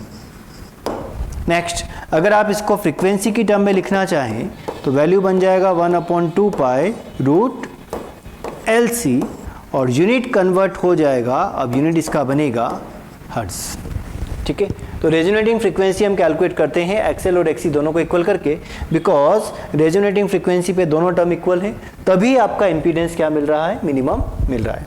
तो एक्सएल एक्सी दोनों को आपने इक्वेट कर दिया, इक्वेट करने पर आपको मिल गया omega R is equal to 1/√LC, जो रेजोनेटिंग फ्रीक्वेंसी को रिप्रेजेंट करता है। यूनिट रहेगा रेडियन पर सेकेंड, फ्रीक्वेंसी में कन्वर्ट करना है तो वैल्यू आ जाएगा 1/2π√LC। और क्या क्या होता है देखें। अब हमें कैलकुलेट करना है इम्पीडेंस, तो इम्पीडेंस वैल्यू रहेगा Z is equal to capital R square plus XL minus XC whole square. तो XL XC तो दोनों इक्वल हैं, तो रिजल्ट क्या मिला, Z is equal to R, और ये वैल्यू क्या है, मिनिमम वैल्यू है, ध्यान रखना। थर्ड केस, अब हमें कैलकुलेट करना है सर्किट का VRMS, कि VRMS किसके इक्वल है। तो इक्वेशन क्या रहेगा, VRMS is equal to V capital R square plus VL minus VC whole square. क्या ये तीनों सीरीज में कनेक्टेड है, RLC क्या सीरीज में कनेक्टेड है, बिल्कुल। क्या सीरीज में फ्लो होने वाला करंट सेम होता है, बिल्कुल होता है। तो आप यहाँ पे क्या लिख सकते हैं, हम कैलकुलेट करना चाह रहे हैं VRMS, लिखा जा सकता है, ध्यान से समझना, in series circuit flowing current is same, flowing current is same। अब कंडीशन क्या है, VL, VL को आप क्या लिख सकते हो, I इंटू XL, और I कौन सा रहेगा, IRMS का रहेगा। VC को क्या लिखा जा सकता है, VC रहेगा IRMS इंटू XC, और XL और XC अगर दोनों इक्वल हैं, बिकॉज हम कौन सी कंडीशन में बात कर रहे हैं, हम रेजोनेटिंग कंडीशन में बात कर रहे हैं। रेजोनेटिंग कंडीशन में एक्सएल और एक्सी दोनों क्या रहेगा, इक्वल रहेगा, तो फिर VL और VC भी इक्वल मिलना चाहिए। तो यहाँ से आपको पता लगा कि VL और VC ये दोनों वैल्यूज भी इक्वल हैं, तो आप क्लियरली बोल सकते हैं कि जो VRMS रहेगा उसका वैल्यू V कैपिटल R के इक्वल होगा। यानी जितना भी सप्लाई आप दे रहे हैं वो सब आपको किसके अक्रॉस मिलने लगेगा, वो सब आपको रजिस्टर के अक्रॉस मिलने लगेगा, बिकॉज VL और VC का वैल्यू तो इक्वल हो गया, तो VLA प्लस जे में VCA माइनस जे में दोनों एक दूसरे को क्या करेगा, कैंसिल आउट कर देगा। ठीक। फोर्थ केस, करंट कितना फ्लो करेगा, और कौन सा current, RMS current, because circuit में फ्लो होने वाला करंट हम RMS करंट से रिप्रेजेंट करते हैं। ध्यान दें, IRMS is equal to VRMS by Z, basic format, और Z का वैल्यू कितना है, R के इक्वल, और जो R है वो मिनिमम है, इस बात का ध्यान रखना, ये R आया, और जो R है वो इसका मिनिमम इम्पीडेंस है। तो अगर आप किसी बिल्कुल छोटे नंबर से डिवाइड लगा रहे हैं तो ऑब्वियस बात है कि जो करंट मिलेगा वो कैसा मिलेगा, मैक्सिमम मिलेगा। इसका मतलब जो करंट है IRMS उसका वैल्यू बनेगा VRMS बाई R, और करंट का ये वैल्यू मैक्सिमम वैल्यू है। यानी रेजोनेटिंग कंडीशन में XL is equal to XC होता है, VL is equal to VC होता है, कोई डाउट इसमें नहीं। नेक्स्ट, इंपीडेंस की अगर हम बात करते हैं तो इंपीडेंस मिनिमम आएगा, और इंपीडेंस अगर मिनिमम है तो फ्लो होने वाला करंट वो मैक्सिमम होना चाहिए, तो फ्लो होने वाला करंट आपको यहां पर मैक्सिमम मिलेगा। बात समझ में आई? ठीक है, आगे देखें। मान लीजिए हम कैलकुलेट कर रहे हैं फेज एंगल, तो फेज एंगल का आंसर तो आपको पहले से पता है क्या होना चाहिए, XL is equal to XC, मतलब सर्किट हम बात करें omega is equal to omega R पर, और omega is equal to omega R पे सर्किट का नेचर होता है रजिस्टिव, और सर्किट का नेचर अगर रजिस्टिव है तो फेज एंगल बनना चाहिए 0। सॉल्व करके देखो, तो tan phi is equal to XL minus XC by R, और XL XC दोनों क्या है, इक्वल, तो आंसर क्या रहा 0 बाई आर, तो फेज एंगल कितना बना, फेज एंगल रहा 0। ठीक है, अब फेज एंगल 0 है, तो इस बात को भी आप समझ सकते हैं कि अगर मैं इसको cos फाई से कैलकुलेट करूं, cos फाई से भी तो सॉल्व किया जा सकता है। इम्पीडेंस ट्रायंगल आपने बनाया था, यहाँ पे लिखा था R, ये XL माइनस XC, और ये क्या था, Z था। क्लियर ना? ठीक है, अब एक बात मुझे बताओ कि अगर XL और XC ये टर्म तो हो गया 0, मुझे सॉल्व करना है cos फाई, फाई है यहाँ पर R और Z के बीच का एंगल, तो इसको लिखा जा सकता है बेस अपॉन हाइपोटेन्यूज। ठीक है, और फेज एंगल मुझे कितना मिला है, फेज एंगल मुझे मिला है 0। ठीक है ना, तो फेज एंगल अगर 0 है तो cos 0 किसके इक्वल होता है, cos 0 इक्वल होता है 1 के, तो यहां पर आपको रिजल्ट रहा Z is equal to R। ठीक है, सेम केस यहाँ पे भी मिल रहा है, बिकॉज R और Z दोनों क्या हैं, वो इक्वल है, तो किसी भी फॉर्मूले से सॉल्व करो साइन cos tan, आंसर हमें सेम ही मिलेगा। ठीक है, चलें, इसको मैं रब कर दूं, बिकॉज केवल हम ये देखना चाहते हैं कि अलग अलग फॉर्मेट से आंसर सेम आता है या नहीं आता है। तो आपने लास्ट पॉइंट कैलकुलेट किया है फेज एंगल का। ठीक है, नेक्स्ट एक पॉइंट आता है पावर फैक्टर। पावर फैक्टर में आपको यहां पे टर्म बता रहा हूं, इसको हम वापस से डील करेंगे जब हम पावर पढ़ेंगे।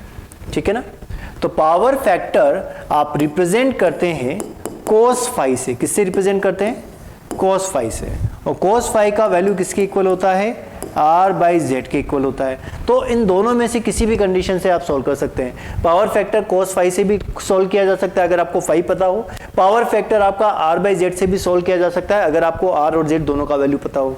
ठीक है, तो पावर फैक्टर आपको क्या मिल रहा है, cos फाई, cos 0 पुट करोगे तो भी 1 ही में आ रहा है, और अगर R बाई Z पुट करोगे तो ये भी R बाई R यानी 1 ही आ रहा है। तो दोनों ही केस से आपको सिमिलर आंसर मिल रहा है। पावर फैक्टर आप cos फाई से भी सॉल्व कर सकते हैं, पावर फैक्टर आप R बाई Z से भी सॉल्व कर सकते हैं, बिकॉज cos फाई का वैल्यू R बाई Z होता है और Z is equal to R है, फाई का वैल्यू 0 है। तो पावर फैक्टर आपको सीरीज रेजोनेंट सर्किट के लिए कितना मिला, 1 मिला। इसका मतलब at resonance power of circuit is maximum, यानी सर्किट में पावर मैक्सिमम रहती है कौन सी कंडीशन में, रेजोनेंस कंडीशन में। तो क्या क्या कंडीशंस बनी उसको मैं एक बार लिस्ट कर देता हूं ताकि आपको ध्यान रहेगा। रेजोनेंस कंडीशन में क्या क्या होता है, XL is equal to XC होता है first case, second VL is equal to VC होता है, थर्ड ओमेगा अगर आपसे पूछा गया तो वैल्यू 1/√LC के इक्वल होती है, फोर्थ सर्किट का जो इम्पीडेंस होता है वो आर के इक्वल होता है और इम्पीडेंस मिनिमम होता है, फिफ्थ सर्किट में फ्लो होने वाला करंट वो आप कैलकुलेट करते हैं VRMS बाई कैपिटल आर से और जो करंट होगा वो मैक्सिमम होगा, सिक्स पावर फैक्टर की बात की जाए तो वैल्यू 1 होगा, सेकंड फेज एंगल अगर पूछा गया तो फेज एंगल का वैल्यू 0 होगा, ठीक है, सर्किट की पावर मैक्सिमम रहेगी।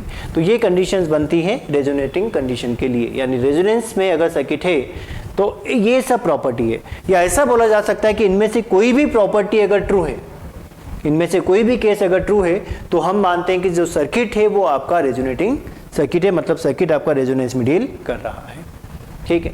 अब आपको एक क्वेश्चन दिया गया कि एक RLC कंपोनेंट लगे हुए हैं, सप्लाई लगी है, सर्किट का इंपीडेंस कैलकुलेट करें, पीक करंट कैलकुलेट करें, फेज एंगल सॉल्व करें, ठीक है। तो ये क्वेश्चन आप पहले भी सॉल्व कर चुके हो सेम पैटर्न पे। तो पहले अगर आपको इंपीडेंस सॉल्व करना है तो फर्स्ट रिक्वायरमेंट किसकी है, एक्सएल और एक्सी कैलकुलेट करने की। आपने कैलकुलेट किया एक्सएल, तो एक्सएल आपको मिलेगा ओमेगा एल। इक्वेशन को अगर हम कंपेयर करें तो V is equal to V0 sine omega t, ये वैल्यू बनेगा। तो यहाँ से ओमेगा कितना आया 100, तो 100 मल्टीप्लाई बाय 0.5, रिजल्ट आया 50 ओम। फिर हमने कैलकुलेट किया XC, और XC हम सॉल्व कैसे करते हैं 1/ओमेगा C से, तो वैल्यू पुट करी 1/ओमेगा, ओमेगा के प्लेस पर 100, C के प्लेस पे 200 माइक्रो है, 10 पावर 6 ऊपर, सॉल्व किया, रिजल्ट कितना आया 50 आया। क्या हमें दिख रहा है कि एक्सएल और XC इक्वल है? बिल्कुल है, यानी ये रेजोनेंस कंडीशन है। अब जो पहले आपने क्वेश्चन सॉल्व करे हैं सीरीज RLC सर्किट के, और ये जो क्वेश्चन आप सॉल्व कर रहे हो सीरीज RLC सर्किट का, इसमें सॉल्व करने के पैटर्न में कोई चेंजेस नहीं है, केवल अगर कंडीशन हमारे दोनों इक्वल आ गया तो आप इसको बोल देते हैं कि सर्किट आपका रेजोनेंस कंडीशन में है। बाकी सॉल्व अगर करना है तो पैटर्न सेम ही रहेगा कि इंपीडेंस आप सॉल्व करोगे तो वैल्यू आप R² plus XL minus XC से ही सॉल्व करोगे, बस अब आपको दोनों की वैल्यू इक्वल मिलने लगी, इसलिए आपने बोला कि Z का वैल्यू R के इक्वल है और R आपको कितना दिया है 20 ओम दिया है। सेकेंड, पीक करंट अगर आपसे पूछी गई तो peak current is equal to peak voltage divide by impedance, ठीक है, और इंपीडेंस का वैल्यू किसके इक्वल है R के इक्वल है। तो पीक वोल्टेज आपको गिवन है 5, इंपीडेंस हमने कैलकुलेट किया 20, तो पीक करंट कैलकुलेट हो गया 1/4 एम्पियर, ठीक है।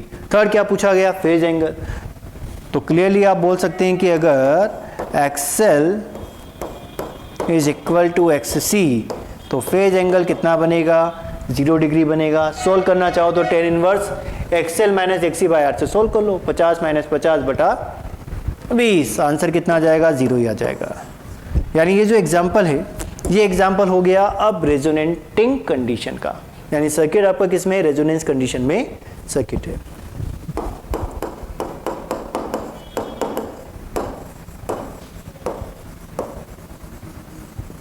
ठीक है, लेकिन सॉल्व करने के पैटर्न में कोई भी चेंजेस नहीं आया है।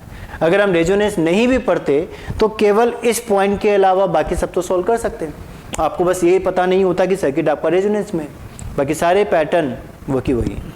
ठीक है, नेक्स्ट देखो, नेक्स्ट आपको दिया गया कि एक 10 ओम रेजिस्टेंस है जिसके पास एक वोल्टमीटर कनेक्टेड है, जिसके अक्रॉस वोल्टमीटर कनेक्टेड है, साथ में एक इंडक्टर लगा है, इंडक्टर पे पोटेंशियल आपको गिवन है 50 और कैपेसिटर का पोटेंशियल भी आपको गिवन है 50। आपसे पूछा गया कि reading of voltmeter and reading of ammeter. ध्यान देना, एसी सर्किट में जो वोल्टमीटर या अमीटर लगे होते हैं वो आरएमएस वैल्यू को रीड करेंगे। ठीक है, यानी आरएमएस करंट को रीड करेगा और यहाँ जिस एलिमेंट के अक्रॉस वोल्टमीटर आपने अप्लाई किया है उस एलिमेंट के पोटेंशियल को ये रीड करेगा। ठीक, सर्किट देख के क्या पता चल रहा है, सर्किट देखकर हमें पहली बात ये पता चल रही है कि VL और VC दोनों का वैल्यू कितना है 50 वोल्ट। ठीक है, VRMS कितना दिया गया, ये इक्वेशन रिप्रेजेंट करेगा V0 साइन ओमेगा टी को, तो VRMS हम यहाँ से कैलकुलेट कर सकते हैं, वैल्यू रहेगा 100/√2। ठीक है, बेसिक इक्वेशन में अप्लाई करो, हम डायरेक्ट भी बोल सकते हैं कि रेजोनेंस में है, लेकिन फिर भी आप बेसिक इक्वेशन में अप्लाई करो ताकि आपको क्लियरिटी रहेगी कि सॉल्व हम किस तरीके से कर रहे हैं। VRMS का वैल्यू बोलो 100/√2 इज इक्वल टू, रीडिंग हमें सॉल्व करना है तो VR अननोन, यहाँ वैल्यू 50 - 50 ये 0 हो गया, यानी VR कितना आया, VR आपका VRMS के इक्वल आ गया जिसका वैल्यू है 100/√2 वोल्ट। क्या ये रिजल्ट आप डायरेक्ट भी बता सकते थे? बिकॉज हमें सर्किट में दिख रहा है कि जो VL है उसी का वैल्यू VC के इक्वल है, और VL VC अगर दोनों इक्वल हैं तो सर्किट किस में आएगा, रेजोनेंस में आएगा। यानी ये जो एग्जांपल है ये भी किसका है, रेजोनेंस का एग्जांपल है। और रेजोनेंस कंडीशन में XL XC equal, VL VC equal, impedance minimum, current maximum, power factor 1, phase angle 0, सारे केस बनते हैं।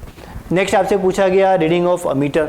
अब अमीटर का रीडिंग हमें कैलकुलेट करना है। अमीटर का रीडिंग मतलब सर्किट में फ्लो होने वाला करंट कैलकुलेट करना है, जो सॉल्व किया जा सकता है VRMS/Z से। और Z कितना मिलेगा, Z आपको मिलेगा R के इक्वल। क्यों मिलेगा, बिकॉज सर्किट किस में है, रेजोनेंस में है, इसलिए आप Z को R के इक्वल लिख सकते हैं। क्या हमें R का वैल्यू दिया है, बिल्कुल दिया है 10 ओम। क्या हमें VRMS पता है, 100/√2 पुट कर दें वैल्यू, तो 100/√2 इंटू 10, तो 0 कैंसिल आउट, 10/√2 या लिखा जा सकता है 5√2 एम्पियर, तो ये आंसर रहेगा। ठीक है, तो रेजोनेंस के क्वेश्चन सिमिलर वैसे सोल्व होते हैं जिस तरीके से आपने सीरीज LCR क्वेश्चंस को सॉल्व किया है। बस अब ये क्वेश्चन थोड़ा जल्दी सोल्व हो जाता है कि अगर हमें VL VC दोनों इक्वल दिख रहे हैं तो सीधे सीधे आप जो भी VRMS है वो VR के इक्वल लिख सकते हैं, सॉल्व करने की रिक्वायरमेंट नहीं है। ऑब्जेक्टिव अगर सॉल्व कर रहे हैं, रीडिंग ऑफ अमीटर पूछा गया तो VRMS/R से सॉल्व किया जा सकता है, बिकॉज Z का वैल्यू R के इक्वल ही मिलेगा। नेक्स्ट क्वेश्चन, पहले पॉइंट देख लें फिर हम क्वेश्चन पे आते हैं। पॉइंट क्या है कि resonance voltage across L and C can be greater than RMS value of the supply voltage. ये इंपॉर्टेंट पॉइंट है। क्या L और C पर मतलब इंडक्टर और कैपेसिटर पे जो सप्लाई वोल्टेज आपको मिल रहा है, क्या उसका वैल्यू RMS वोल्टेज से ज्यादा हो सकता है? बिल्कुल हो सकता है। कि कैसे होगा अभी देखते हैं। सेकेंड पॉइंट है कि resonance voltage across R is always less than और equal to RMS value of the supply voltage. दोनों केस को आप समझें।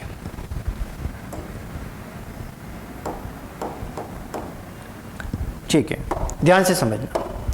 मानो हम कोई एक ऐसा केस ले कि रजिस्टर का वैल्यू मान लीजिए आपने रखा है 5 ओम,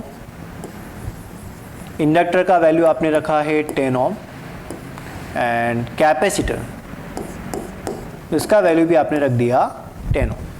ठीक है, और इसको आपने किसी सप्लाई से कनेक्ट कर दिया और सप्लाई हम मान लेते हैं V is equal to 5√2 sin 100t मान लिया। पूछा गया कि सर्किट में फ्लो होने वाला करंट कैलकुलेट करें, इंपीडेंस बताएं, फेज एंगल बताएं, सारी चीज़ें आपसे पूछ ली गई। ठीक है, क्या दिख रहा है मुझे सबसे पहले दिख रहा है कि XL और XC दोनों क्या है, इक्वल। तो अगर XL और XC इक्वल हैं तो ऑब्वियस बात है कि जो VL होगा वो भी VC के इक्वल होगा। ठीक है, Z का वैल्यू किसके इक्वल आएगा, R के इक्वल आएगा। R कितना है, R है आपका 5 ओम। सर्किट में फ्लो होने वाला करंट अगर पूछा गया तो वैल्यू क्या रहेगा, VRMS/R, तो वैल्यू मिल जाएगा आपको 5/5 which is equal to 1 ampere. यहाँ तक क्लियर? ठीक है। अब सर्किट में फ्लो होने वाला करंट कितना है, वो 1 एम्पियर है। ठीक है, अब मुझे बताओ कि VR कितना मिलेगा। VR आप कैलकुलेट करोगे IRMS इंटू कैपिटल R से, तो 1 इंटू 5 वैल्यू कितना रहा, 5 वोल्ट। ठीक, सेकेंड एलिमेंट कौन है, इंडक्टर का इंपीडेंस कितना दिया है, इंडक्टर का इंपीडेंस आपको दिया है 10 ओम, तो क्या लिखोगे, VL is equal to IRMS into XL। Clear? और IRMS इंटू XL अगर आप करोगे तो वैल्यू आपको मिलेगा 1 into 10 which is equal to 10 volt. Similarly अगर मैं VC कैलकुलेट करूंगा तो VC मुझे मिलेगा IRMS इंटू XC, यानी 1 into 10 is equal to 10 volt. अब मुझे बताओ सप्लाई वोल्टेज कितना है। सप्लाई वोल्टेज का पीक है 5√2 और VRMS यहां पर बन रहा है 5। ठीक है, रेजोनेंस कंडीशन में जो हमने जो स्टेटमेंट पढ़े हैं वो केवल रेजोनेंस कंडीशन के लिए, उसमें लिखा भी है इन रेजोनेंस या एट रेजोनेंस। ठीक है ना, तो ध्यान से सुनना कि अगर सर्किट आपका रेजोनेंस में है तो अगर ये दोनों इक्वल हैं, कुछ भी हो, 100 हो सकता है, 1 हो सकता है, 200 हो सकता है, लेकिन अगर दोनों बराबर हैं तो कंडीशन कौन सी रहेगी? रेजोनेंस की रहेगी। ठीक है, तो रेजोनेंस कंडीशन में VL कितना मिला? 10 वोल्ट, VC कितना मिला? 10 वोल्ट, V कैपिटल R कितना मिला? VRMS के इक्वल, जिसका वैल्यू 5। यानी जो रेजिस्टेंस के अक्रॉस जो पोटेंशियल होता है उसका मैक्सिमम वैल्यू VRMS ही होता है, इससे कम भी हो सकता है।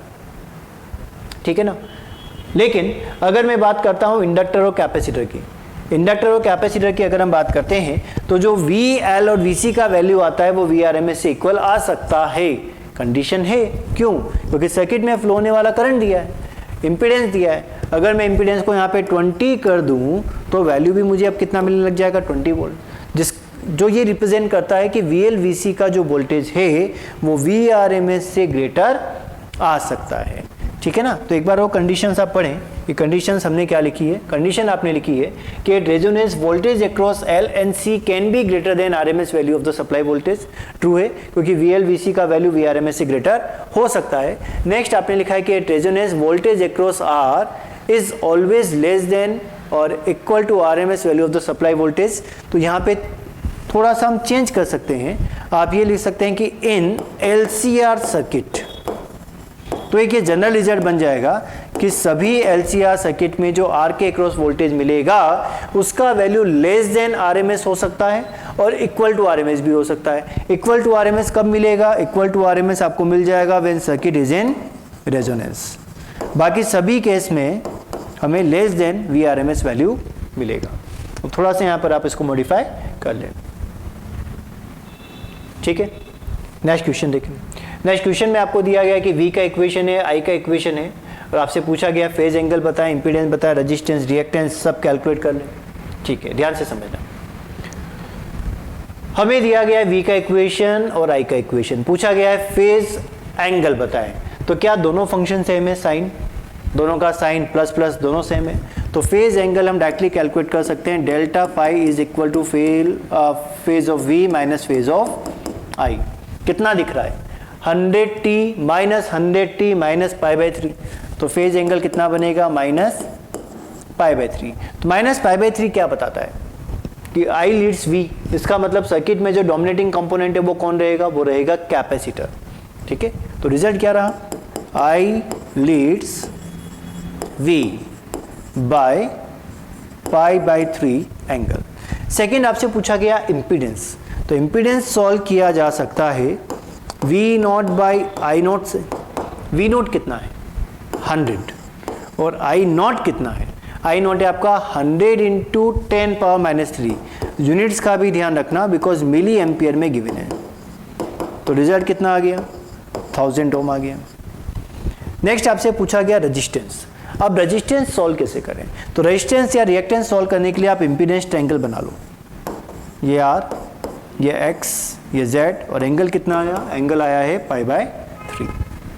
ठीक है, अब मुझे बताओ कि इंपीडेंस हमारे पास है Z, सॉल्व करना है रेजिस्टेंस, तो R और Z कैसे रिलेट करेगा? R और Z आपका रिलेट करेगा cos से, यानी cos π/3 is equal to R/Z। cos π/3 का वैल्यू कितना है? cos π/3 का वैल्यू है 1/2 इज इक्वल टू R/Z और ऐसा रखने पर R का वैल्यू आपको कितना मिला? Z/2 मीन्स 500 ओम। यानी इंपीडेंस ट्रायंगल की भी इंपॉर्टेंस है, न्यूमेरिकल में सीधे सीधे यूज आ रहा है, जो कैलकुलेशन को भी इजी कर रहा है। सीधे इंपीडेंस ट्रायंगल में वैल्यू पुट करो, कोई भी दो कंपोनेंट अगर आपको पता है तो रिमेनिंग 2 कंपोनेंट्स कैलकुलेट किए जा सकते हैं। नेक्स्ट आपसे पूछा गया रिएक्टेंस, रिएक्टेंस मतलब X, तो आप X और R को भी रिलेट कर सकते हैं 10 से, और Z और X को भी रिलेट कर सकते हैं साइन से। तो हम यूज कर रहे हैं 10, तो 10 π/3 इज इक्वल टू X/R। तो 10 π/3 का वैल्यू, 10 π/3 का वैल्यू होता है √3। ठीक है, तो √3 इज इक्वल टू X और R का वैल्यू है 500। तो रिएक्टेंस आ गया X is equal to 500 √3। Without, ठीक है। इंपॉर्टेंट पॉइंट ये है कि अब आपसे पूछा गया कि सर्किट में कौन से कंपोनेंट आप यूज कर रहे हैं। क्या ये जरूरी है कि ये इक्वेशन सीरीज एलसीआर सर्किट की हो? ये आरएल आरसी की भी तो हो सकती है, ठीक है। तो फेज एंगल आप देखें, फेज एंगल क्या बताता है कि जो आई है वो वोल्टेज को लीड कर रहा है बाय पाई बाय 3। पहली बात, अगर करंट वोल्टेज को लीड कर रहा है पाई बाय 3 तो फर्स्ट कंपोनेंट की पॉसिबिलिटी है कि यहां पर आरसी हो सकता है, क्योंकि आरसी सर्किट में जो एंगल बनता है उसमें करंट लीड करेगा। कि प्योर सी क्यों नहीं बोल सकते, क्योंकि प्योर सी में जो एंगल बनता है वो पाई बाय 2 बनेगा, पाई बाय 2 से लीड करना चाहिए। यहां पर कोई पर्टिकुलर एंगल आ रहा है, इसका मतलब आरसी कंपोनेंट होना चाहिए, और आरसी के लिए आपने लिखा था कि माइनस पाई बाय 2 से 0 के बीच में एंगल बनता है।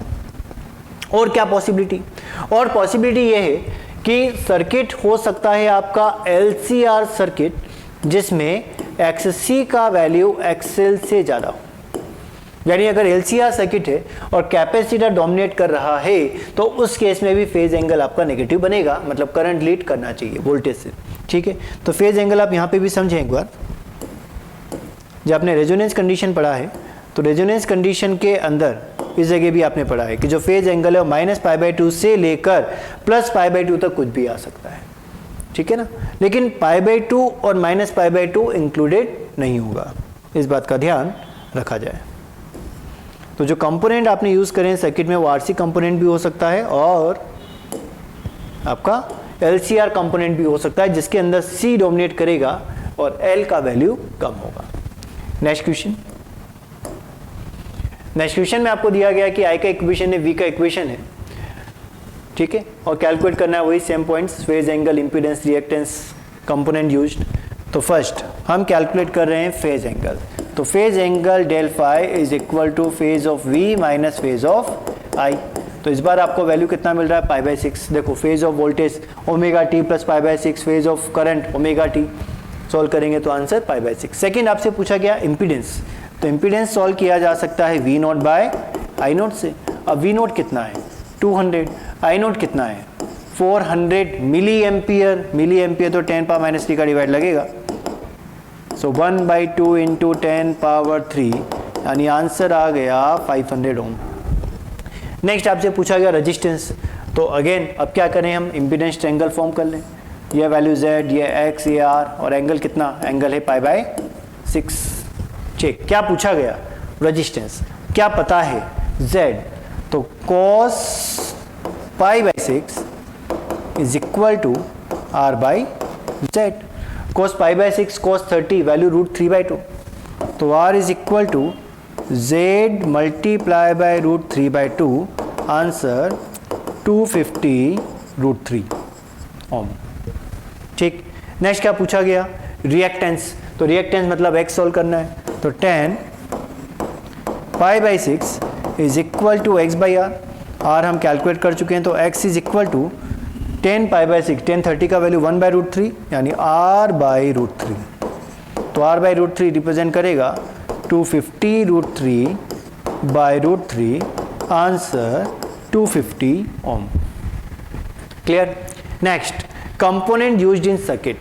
अब फेज एंगल कितना बन रहा है, पाई बाय 6 बन रहा है, पाई बाय 6 पॉजिटिव बन रहा है, V लीड्स आई है, ठीक है ना, पॉजिटिव आ रहा है तो क्या बोल सकते हैं, V leads I by pi by 6 angle. Clear. तो कंपोनेंट यूज कौन कौन से हो सकते हैं, कंपोनेंट एक तो आप RL यूज कर सकते हैं कि RL में आपको फेज एंगल पॉजिटिव मिलता है। सेकंड RLC भी यूज किया जा सकता है, लेकिन XL का वैल्यू XC से ग्रेटर होना चाहिए, इस बात का ध्यान रखा जाए, ठीक है, नोट करें।